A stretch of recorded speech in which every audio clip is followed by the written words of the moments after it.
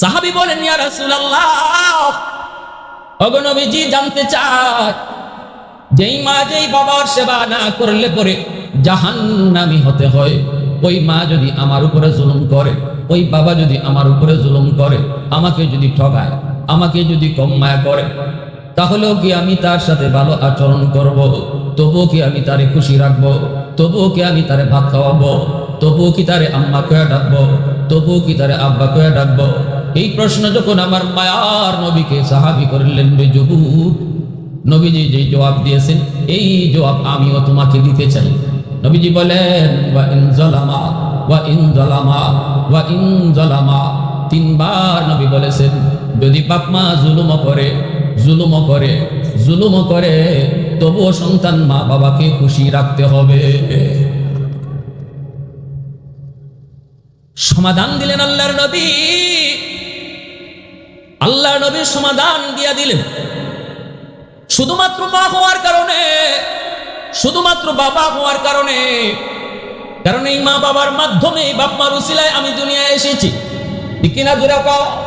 এজন্যই আল্লাহ পাক বলে, আল্লাহ পাক রব্বুল আলামিন কয়, যখনই আমার হক তোমরা আদায় করো, সাথে সাথে তোমরা বাপ মার হকটাও আদায় করে নিও। আনিশকুরলি ওয়ালি ওয়ালিদাই, আমি আল্লাহর শুকরিয়া আদায় করো। সাথে সাথে আল্লাহ বলেন, মা বাবার শুকরিয়াও আদায় করো, কারণ আমি আল্লাহ হলাম খালিক। খালিক হিসাবে আমার শুকরিয়া তোমরা আদায় করবা, কারণ আমি তোমাদেরকে বানাইছি, কিন্তু বানাইয়া আসমান থেকে জমিনে পাঠায় দেই নাই, মা বাবার মাধ্যমে তোমাকে দুনিয়া পাঠাইছি। অতএব বান্দা, যখনই আমি আল্লাহ খালিক হিসাবে আমার শুকরিয়া আদায় করবা, সাথে সাথে বাপ মা উসিলা হিসাবে তাদের শুকরিয়া আদায় করো। এজন্যই ভাইরা আমার, মা বাবা শুধু মা হওয়ার কারণে, বাবা হওয়ার কারণে তারা আমার কাছে পাও না, ভালো আচরণের পাও না, ভালো ব্যবহার পাও না, ভালো খাওয়া দাওয়া করানোর পাও না। মা মা হওয়ার কারণে, বাবা বাবা হওয়ার কারণে আমার কাছে তাদের ভালো আচরণ পাও না। এজন্যই রাসূল কয়, ওই মা ওই বাবা যখনই তোমার জন্য হাত উঠায়, ভালো আচরণ পাইয়া যদি হাত উঠায়, আব্দুল কাদের জিলানীর দোয়া কবুল হবে কি হবে না গ্যারান্টি নাই, কিন্তু মার দোয়া কবুল হবে গ্যারান্টি আছে। এরপর তো আস্তে সুবহানাল্লাহ, আর একটু জোরে কও না সুবহানাল্লাহ। সুবহানাল্লাহ কার জিকির? আরো জোরে কও না কার? আল্লাহ নামের জিকির করলে দিলে মজা লাগে কি লাগে না? আল্লাহ নামের নামে মধু আসেনি না নাই? আল্লাহ নামের ভিতরে জাদু আসেনি না নাই? এজন্যই তো ইব্রাহিম খলিল, আল্লাহর পয়গম্বর, এত বড় পয়গম্বর, আল্লাহ পাকের বন্ধু। আল্লাহ কই, ইব্রাহিম আমার বন্ধু। ফেরেশতারা কই, কেমনে বন্ধু? আমাদের বুঝে আসে না, মানুষ তোমার কেমনে বন্ধু হয়? আল্লাহ বলে, ফেরেশতা, পরীক্ষা যদি করতে চাও যাও, আমার ইব্রাহিমকে যা পরীক্ষা করো। মানুষ রূপে ফেরেশতা পরীক্ষা করতে আসলেন, ইব্রাহিম কেমন করে আল্লাহর বন্ধু হলেন? ইব্রাহিম আল্লাহর পয়গম্বর, ছাগল রাখালি করেন, মানুষ রূপী ফেরেশতা মানুষের রূপ ধইরা ওর পাশ দিয়া যাইতেছেন, আর আল্লাহ পাকের নামের জিকির, সুবহানাল মুলকি ওয়াল মালাকুত দাল ইজ্জতি ওয়াল আজমাতি ওয়াল কিবরিয়াই ওয়াল জাবারুত। আল্লাহ নামের জিকির মানুষ রূপী ফেরেশতা।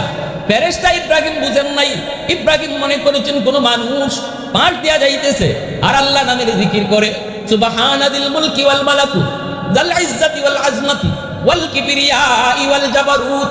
ইব্রাহিম পয়গম্বর আল্লাহ পাকের এত বড় আশিক, এত বড় পাগল, দৌড় দিয়া ওই মানুষ রূপী ফেরেশতার কোমর ধরা ধরে বলতেছে, কে গো তুমি? কোথেকে তুমি এসেছো? আমার মাশুকের নাম এত সুন্দর করে, এত মজা করে তুমি আমার মাশুকের নাম নিতেছো, তুমি আমার আল্লাহর নাম নিতেছো, এত মজা করে এই নামটা তুমি বলতেছো, আরেকটা বার তুমি নামটা শুনাইবানি? ফেরেশতায় কয়, আমি বিনিময় সারা নাম শুনাই না। ইব্রাহিম পয়গম্বর কয়, বিনিময় তুমি কি চাও বলো? মানুষ রূপী ফেরেশতা কয়, অর্ধেক ছাগলের পাল আমাকে দিয়ে দিবা, বিনিময়ে শুধু আল্লাহ নামের জিকির একবার করব। ও দুই দিকে আওয়াজ হইলে, ওই দুই দিকে বুঝি না, বুঝি না, মাহফিলের তাল বুঝতেছি না। মনে হয় আপনারা আরো কিছু তামসা তুমসা দেখতে আইছে। আমি কিন্তু তামসার বক্তা না ভাই, আমি ডং ডাং গান গুন এগুলা কইরা আমি আপনাদেরকে রাখতে পারবো। আমি এই জগতের লাইনেই নেই, কিছু কথা কইমু কোরআন থেকে হাদিস থেকে আমলের নিয়তে, যদি শুনবার ইচ্ছা থাকে শুনেন, আন্দাই লেগে ঘুমাই থাকেন। মনোযোগ আছে আপনাদের? কার আছে একটু দেখান তো আল্লাহর হাত উঠে। আল্লাহ কবুল করো, জোরে বলি আমিন, আরো জোরে আমিন। লিল্লাহে তাকবীর, আরো জোরে লিল্লাহে তাকবীর, আরো জোরে লিল্লাহে তাকবীর। মাশাআল্লাহ। ইব্রাহিম পয়গম্বর ওই মানুষটাকে তিনি এইভাবে কোমরে জড়ায় বলতেছেন, একটাবার আরেকবার শোনাও। কি শোনান? কয় আল্লাহ নামের জিকির। ফেরেশতা কয় বিনিময় লাগবে। ফেরেশতা কি বলতেছে? কয় বিনিময় লাগবে। ইব্রাহিম খলিল কয় তুমি কি বিনিময় চাও বলো? কয় অর্ধেক ছাগলের পাল দিয়া দিবা। ইব্রাহিম আল্লাহর এত বড় আশিক, আল্লাহ নামের এত বড় পাগল। ইব্রাহিম খলিল কয় নেও, তোমাকে অর্ধেক ছাগলের পাল দিয়া দিলা। মানুষ রূপী ফেরেশতা কয় সুবহানাদিল মুলকি ওয়াল মালাকুত যাল ইজ্জতি ওয়াল আজমতি ওয়াল কিবরিয়াই ওয়াল জাবারুত। একটাবার শুধু আল্লাহ নামের জিকির করলেন, অর্ধেক ছাগলের পাল দিয়া ফেরেশতা যাইতেছে। কিন্তু ইব্রাহিম খলিল যাতে দেন না, তিনি তো আল্লাহর আশিক, আল্লাহর পাগল। আবার দৌড় দিয়া ফেরেশতার কোমর জড়ায়া ধরছে। না গো, তোমাকে যেতে দিব না, আমি তো এই নামের পাগল, আরেকটা বার এই নাম তুমি শোনাও।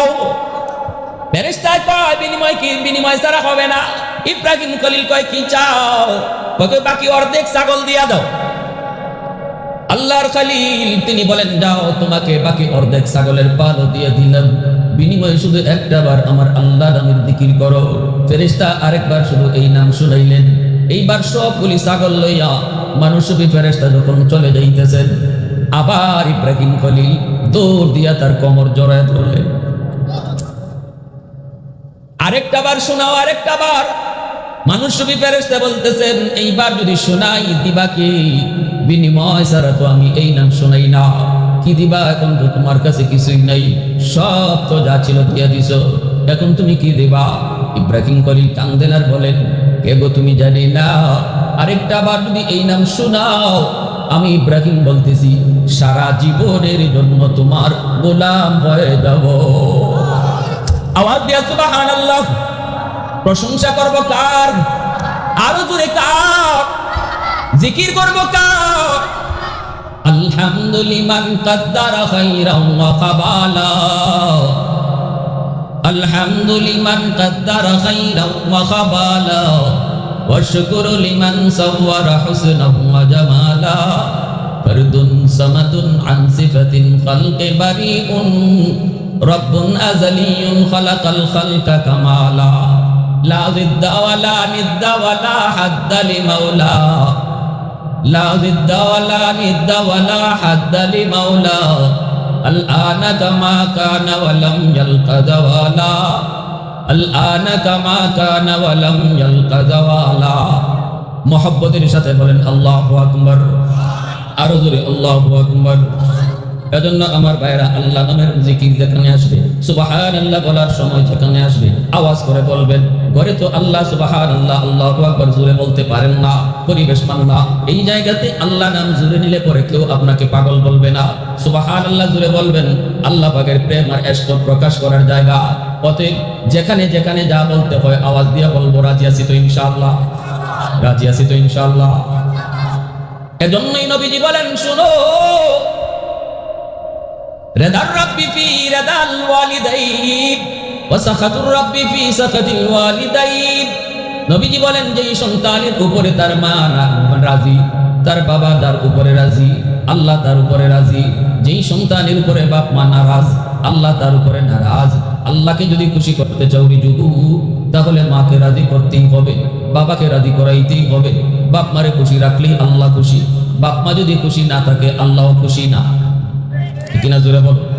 পিসাবরে তুমি খুশি করবা, অসুবিধা নাই। পিসাব যদি তুমি কাটি আল্লাহর বলি কর, তাহলে ফিরকে আপনি খুশি করো। যাও তার দরবারে মুরগি লিয়ে যাও, তারপরে ছাগল লিয়ে যাও, তার দরবারে তুমি গরু লিয়ে যাও, তার দরবারে তুমি হাতি লিয়ে যাও, অসুবিধা নেই, আমি নিষেধ করবো না। কিন্তু পিসাব খুশি থাকলে আল্লাহ খুশি, হাদিস পাই নাই রে যুবু। মা বাবা খুশি থাকলে আল্লাহ খুশি, হাদিস পাওয়া যায়। ঠিক কিনা? শ্বশুর শাশুড়ির আম্মাকে ডাকো, নিষেধ নাই। শ্বশুর শাশুড়িরও খুশি রাখো, কিন্তু শ্বশুর শাশুড়ি খুশি থাকলে আল্লাহ খুশি, হাদিস পাই না। হাদিস পেয়েছি বাপ মা খুশি থাকলে আল্লাহ খুশি। কষ্ট হইতেছে আপনাদের নাকি? কইতেছেন হুজুর আসলো ওয়াজ করতে না আমরা সিলাই যাইছি? কষ্ট হইতেছে? হ্যাঁ, আল্লাহ নবী রহমতের নবী বলেন, বাপ মা খুশি থাকলে কে খুশি? বাপ মা রাজি না থাকলে কে নারাজ? আল্লাহ নারাজ। এজন্যই মনে করেন নবী বলেন, তিন ব্যক্তির দোয়া বদদোয়া আল্লাহর দরবারে সরাসরি কবুল। সালাসাতুন দাওয়াতুন মুস্তাজাবাতুন লা শাক্কা ফি, দাওয়াতুল মাজলুম ওয়া দাওয়াতুল মুসাফির ওয়া দাওয়াতুল ওয়ালিদি আলা ওয়ালাদিহি। নবীজি বলেন, মজলুমের দোয়া বদদোয়া সরাসরি আল্লাহর দরবারে কবুল হয়ে যায়। দুর্বল মানুষের উপরে কখনো তোমরা জুলুম করবা না। সমাজের ভিতরে একদল মানুষ, প্রভাব রয়েছে, শক্তি রয়েছে, টাকা রয়েছে, ক্ষমতা রয়েছে। এই ক্ষমতার কারণে, টাকার কারণে, গোষ্ঠীর কারণে দুর্বল কিছু মানুষের উপরে জুলুম করে।